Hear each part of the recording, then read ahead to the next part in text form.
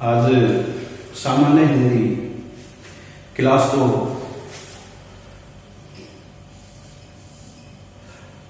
अध्याय 1 भाषा लिपि और व्याकरण के सेकंड पार्ट पर आज हम चर्चा करेंगे। उम्मीद है पहली वीडियो आपको पसंद आई है, तो ज्यादा से ज्यादा कमेंट करके बताया प्यारे बच्चों कि आपको उसमें कोई प्रॉब्लम परेशानी कोई पॉइंट ऐसा रहा हो जिसमें आपको प्रॉब्लम हो, तो आप मुझसे कमेंट के माध्यम से चर्चा कर सकते हैं। तो आज हमने फर्स्ट वीडियो में पहली क्लास में आपको बताया था कि भाषा क्या होती है, ठीक है, उसके ऊपर हमने चर्चा की थी। तो आज उसी का दूसरा पार्ट है लिपि, है ना। तो आज इसकी चर्चा कर लेते हैं प्यारे बच्चों। देखिए प्यारे बच्चों, क्या होता है कि आप किसी भी भाषा को, किसी भी लैंग्वेज को जब आप लिखते हो तो उसके लिए हमें कुछ चिन्हों की आवश्यकता होती है, और इन चिन्हों को ही हम लिपि कहते हैं। अर्थात आप कह सकते हो कि मौखिक भाषा को लिखित भाषा में लाने के लिए हम लोगों को क्या है, एक निश्चित चिन्ह की आवश्यकता होती है, और ये जो निश्चित चिन्ह होता है यही लिपि नाम दिया गया है इसको। अर्थात कोई भी भाषा है उसकी अपनी एक लिपि होती है, ठीक है प्यारे बच्चों। तो इसी पॉइंट पर आज हमारी चर्चा है। तो लिपि क्या है?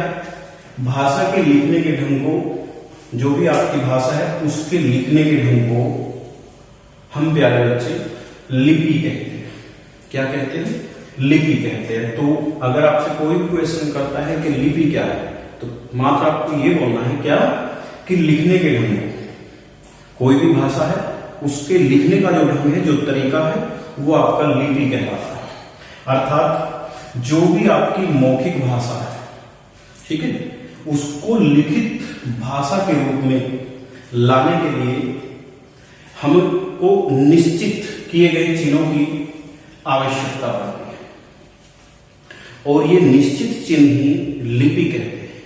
तो इसी आधार पर हम कह सकते हैं क्या, कि लिपि मात्र एक चिन्ह है। तो लिपि क्या है प्यारे बच्चों? ये बस एक चिन्ह है, ठीक है। तो क्या हमारी भाषा क्या है? हिंदी। तो हिंदी भाषा की जो लिपि है वो है प्यारे बच्चों मानक देवनागरी लिपि। ये क्या है? मानक देवनागरी लिपि।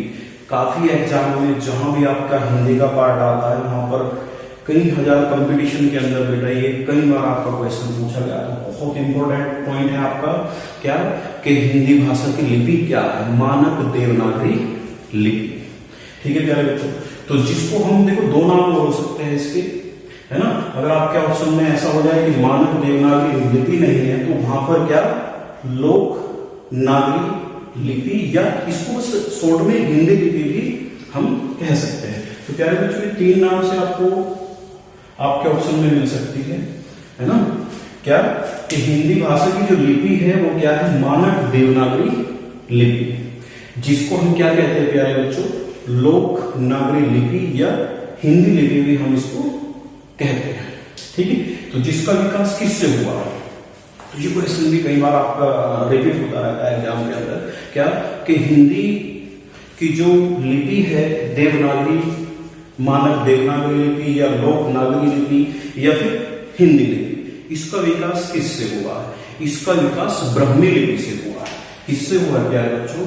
ब्राह्मी लिपि।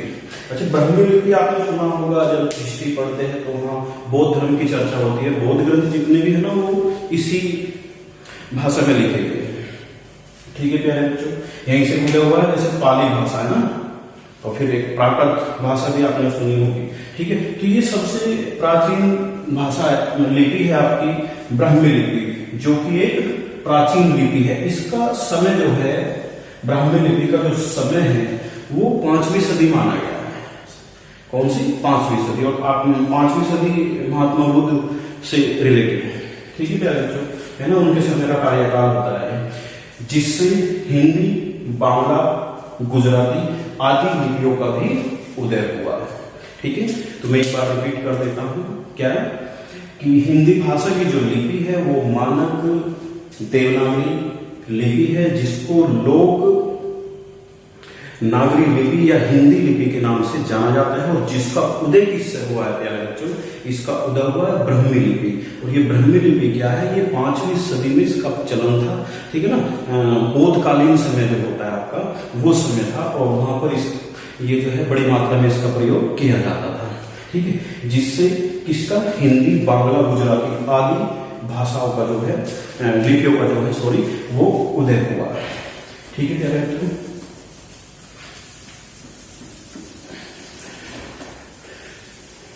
तो मानक देवनागरी लिपि, मानक देवनागरी लिपि बाएं से दाएं, देखो जैसे मैं लिख रहा हूं, इधर से बाएं और इधर से दाएं, यानी कि लेफ्ट से राइट, बाएं से दाएं, बाएं से दाईं ओर लिखी जाती है। क्या है प्यारे बच्चों, जो मानक देवनागरी लिपि है वो कहां से लिखी जाती है, वो बाईं से दाईं ओर लिखी जाती है। और यही रीजन है, यही कारण है कि भारतवर्ष के अंदर जितनी भी हमारी भाषाएं हैं वो सब बाईं से दाईं ओर लिखी जाती है ना, क्योंकि हमारी ये उर्दू जो है प्यारे बच्चों, उर्दू या अरबी या फारसी, ये किनकी है, ये बाहर से आई आक्रांताओं के द्वारा हमारे देश के अंदर आई है, भारतवर्ष में एंट्री हुई है ना। तो ये क्या होती है, ये हमारी दाएं से बाईं ओर लिखी जाती है, बाईं, किससे, दाएं से ये बाईं ओर लिखी जाती है। तो एकमात्र भाषा है जो दाएं से बाईं ओर लिखी जाती है, और बाकी भाषा कहां से लिखी जाती है ना, तमाम भाषाएं बाएं से दाईं ओर हमारी लिखी जाती है। तो प्यारे बच्चों, इसके ऊपर काफी बार लिपि के ऊपर एक छोटा सा पॉइंट है ना, इसके ऊपर भी आप थोड़ा सा ध्यान रखें, यहाँ से कई बार आपका क्वेश्चन लगता रहता है, ठीक है। तो मैं इसको एक बार रिपीट कर देता हूँ स्टार्टिंग से। क्या है ये, भाषा के लिखने के ढंग को, जो भाषा है उसके लिखने के ढंग को हम लिपि कहते हैं। कोई भी भाषा, किसी भी देश की भाषा हो पूरी दुनिया के अंदर, उसे लिखने के लिए हमको कुछ चिन्हों की आवश्यकता होती है, वो निश्चित है ना। तो उस निश्चित चिन्ह को, यानी कि एक मौखिक भाषा को लिखित रूप में लाने के लिए हमको कुछ निर्धारित चिन्हों की आवश्यकता पड़ती है, और ये चिन्ह ही लिपि कहलाते हैं, ठीक है। तो हिंदी भाषा की जो लिपि है वो मानक देवनागरी लिपि है। क्या है प्यारे बच्चों, मानक देवनागरी लिपि है। और ये जो इसका विकास किससे हुआ है, इसका उदय किससे हुआ है, वो एक प्राचीन लिपि है, ब्रह्मा लिपि।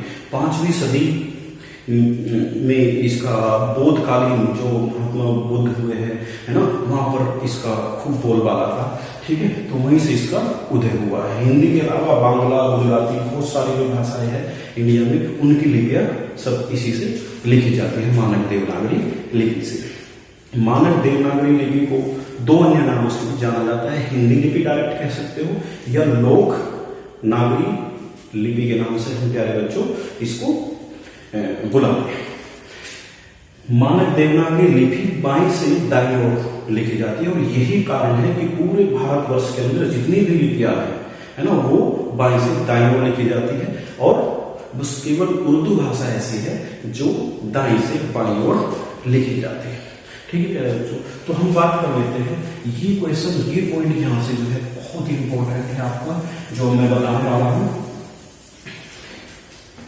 विश्व की कुछ प्रमुख भाषाएं व उनकी लिपियां।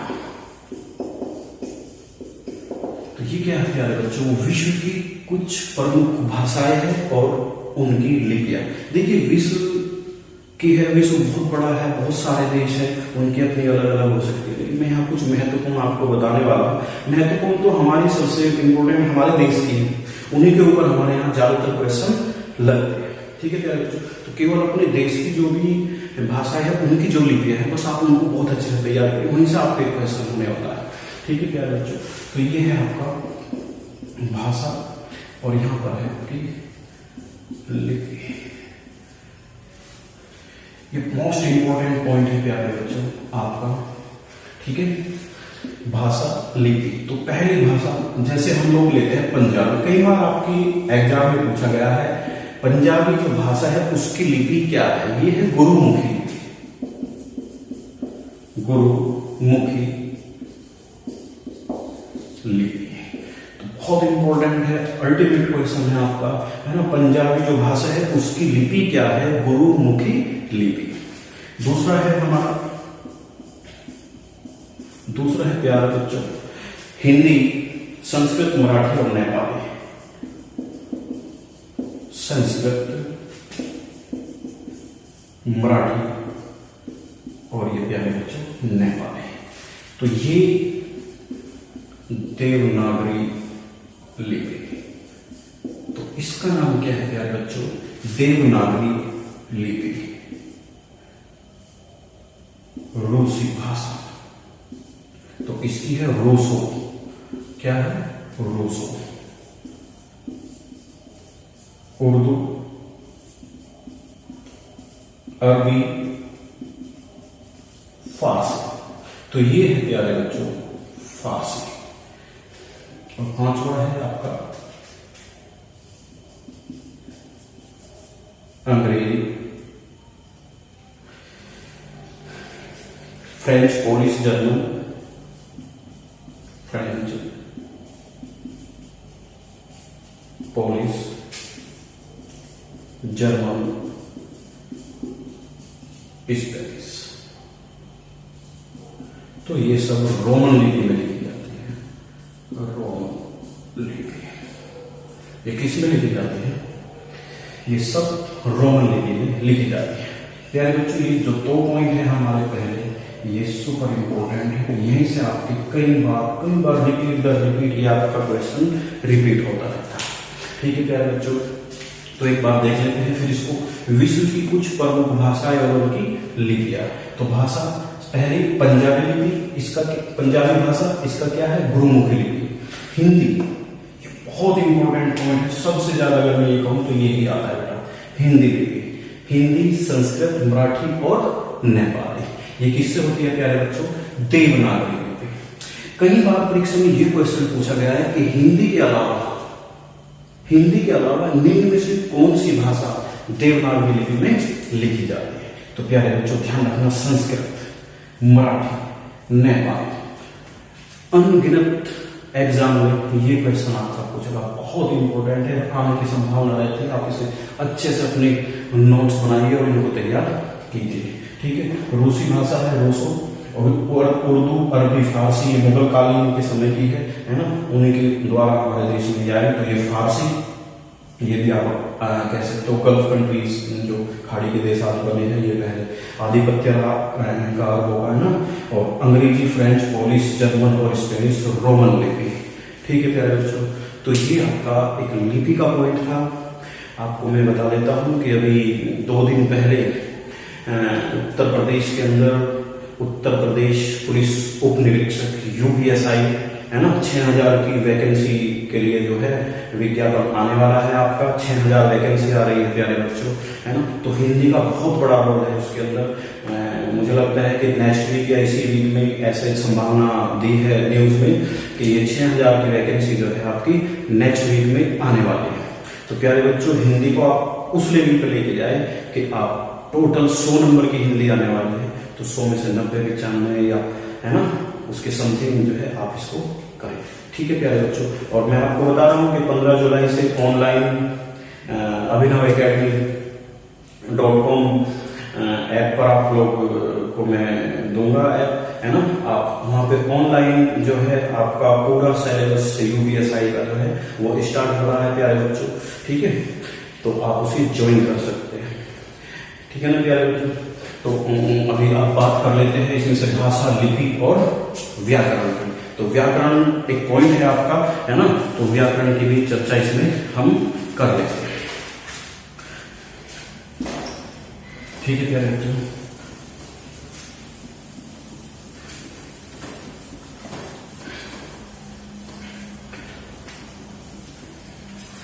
तो यहां पर 2 पॉइंट हो चुके हैं और यहां से आपका एक पॉइंट चलने वाला है व्याकरण।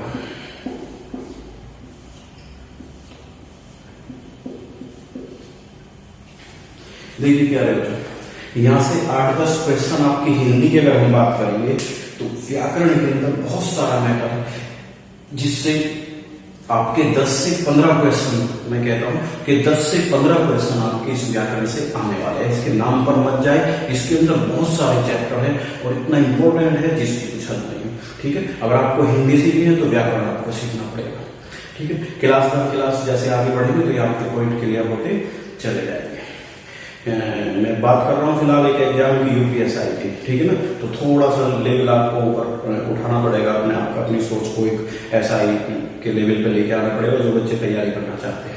ठीक है, तो व्याकरण की बात करते हैं कि व्याकरण है क्या, है ना, व्याकरण है क्या। तो व्याकरण का अर्थ क्या है प्यारे बच्चों, भली भांति समझाना। देखिए जैसे आप इंग्लिश की बात करेंगे तो वहां ग्रामर बोल दिया जाता है और बिना ग्रामर के इंग्लिश आपकी बेकार है। ठीक है, ऐसे ही व्याकरण के बिना भी आपकी कोई भी भाषा हो वो अधूरी है। ठीक है, जब तक भाषा के ऊपर व्याकरण की पकड़ नहीं होगी, अंकुश नहीं होगा, है ना, तो भाषा में अशुद्धियां आ जाती है। आपके जो वाक्य होता है, ठीक है ना, वो उल्टे सीधे बन जाएंगे, कहाँ कर्ता आएगा, कहाँ कर्म आएगा, कहाँ क्रिया आएगी, वो सब बिगड़ जाता है ना। तो इसीलिए व्याकरण को बनाया गया है। तो व्याकरण का शाब्दिक अर्थ क्या है, भली भांति समझना। तो आपसे अगर कोई अर्थ पूछता है कि इसका अर्थ क्या है, तो प्यारे बच्चों व्याकरण का जो शाब्दिक अर्थ होता है वो है भली भांति समझाना। तो व्याकरण भाषा को शुद्ध रूप से लिखना, बोलना, समझना या पढ़ाना। ठीक है, मैं रिपीट कर देता हूं, व्याकरण भाषा को शुद्ध रूप से बोलना, समझना, लिखना व पढ़ना सिखाती है। तो व्याकरण का कार्य क्या है, कोई भी भाषा है शुद्ध रूप से बोलना, समझना, पढ़ना और लिखना। तो व्याकरण क्या करता है, किसी भी भाषा को आप कैसे बोलेंगे, कैसे उसको समझेंगे, कैसे आप उसको पढ़ेंगे और कैसे आप उसको लिखेंगे। अगर इसमें से एक भी पॉइंट आपका गड़बड़ में आ जाता है तो वहां पर व्याकरण में अशुद्धियां बन जाती है। ये अशुद्धि पे आपका क्वेश्चन बनेगा बेटा, जैसे आगे चलेंगे तो यहाँ से एक क्वेश्चन जरूर आने वाला है आपका अशुद्धियों के ऊपर।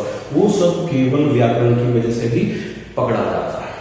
जैसे क्रिया हुई आप लोगों की, लिंग, वचन, कारक, है ना, संज्ञा, सर्वनाम, ये सब व्याकरण के अंदर आपके चैप्टर है। विशेषण मोस्ट इंपॉर्टेंट है आपका, क्रिया बहुत ही शानदार है। तो ये सब मैटर इसी के अंदर व्याकरण के अंदर ही आता है। तो मैं कह रहा हूं कि 10 से 15 नंबर आपके क्वेश्चन, वो नंबर कितने होंगे वो परीक्षा बताएगी आपको, है ना।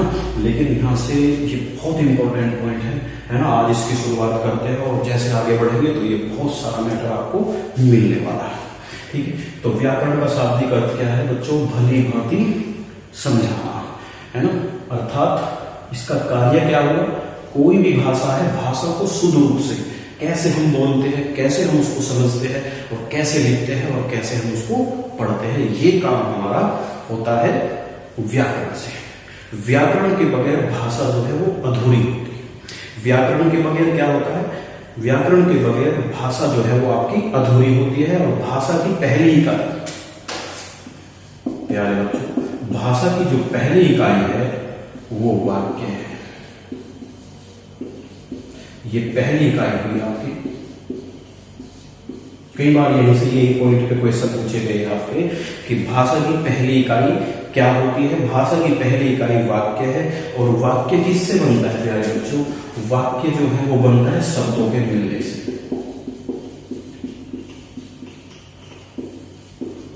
तो वाक्य क्या बनता है, वाक्य बनता है प्यारे बच्चों शब्दों के मिलने से। और शब्द कैसे बनते हैं, है ना, क्या होता है शब्द,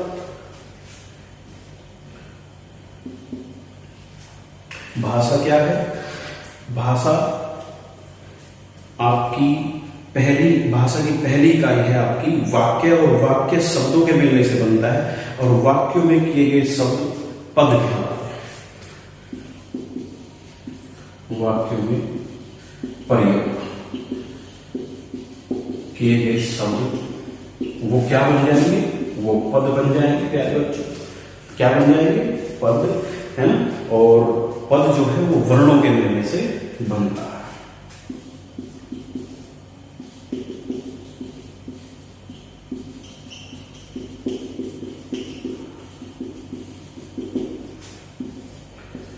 ठीक है प्यारे बच्चों, तो यहीं से आपका एक क्वेश्चन बनता है कि व्याकरण कितने प्रकार की होती है। तो ये व्याकरण जो है प्यारे बच्चों वो 4 प्रकार की होती है, यानी कि यहीं से हमारे 4 पॉइंट निकलकर आने वाले हैं। क्या आने वाले हैं, 4 पॉइंट। सबसे पहला वर्ण, मोस्ट इंपोर्टेंट पॉइंट होगा, एक चैप्टर बनेगा आपका यहाँ से, और यहाँ से ये 2 क्वेश्चन इसके ऊपर आपके परीक्षा में आने वाले हैं। 2 प्रश्न जो है आपके यहाँ से बनेंगे। वर्ण मोस्ट इंपोर्टेंट चैप्टर है आपके हिंदी के लिए, ठीक है। जहाँ हिंदी होगी वहां पर ये यहाँ से 2 क्वेश्चन तो कम से कम बनने वाला है। बहुत बड़ा चैप्टर है परीक्षा की दृष्टि से। दूसरा है आपका प्यारे बच्चों वर्ण, और दूसरा है आपका शब्द, और तीसरा है आपका पद, और चौथा है आपका वाक्य। तो ये यहाँ से 4 चैप्टर बन जाते हैं आपके अलग अलग, है ना। तो सॉरी, वाक्य में प्रयोग किए गए शब्द पद कहलाते हैं, और पद वर्णों के मिलने से बनता है, वर्णों के मिलने से शब्द बनता है। ठीक है क्या बच्चों,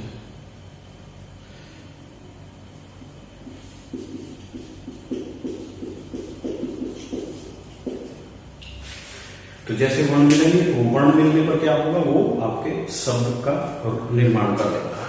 ठीक है बच्चों, तो क्या होता है, व्याकरण कितने प्रकार का है, वो 4 प्रकार का है। एक पहला वर्ण, दूसरा वर्ण मिलेंगे शब्द बनाएंगे, शब्द मिलेंगे तो ये पद का निर्माण करेंगे, और पद मिलेंगे तो बहुत सारे वाक्यों को लेकर ये आ जाएंगे। ठीक है क्या बच्चों, तो ये व्याकरण का है। यहाँ से हमारा एक पिटारा खुल जाता है हिंदी के लिए, जो 10 से 15 क्वेश्चन आपके परीक्षा के अंदर लेने वाला है। तो नेक्स्ट वीडियो हमारी वर्ण पर आ रही है प्यारे बच्चों, है ना। मोस्ट इंपोर्टेंट ये आपका टॉपिक जाने वाला है, बहुत ही बढ़िया। तो तीसरी क्लास आप जरूर देखें, है ना। और अगर आपको ये दूसरी वीडियो पसंद आए तो चैनल को लाइक सब्सक्राइब करें।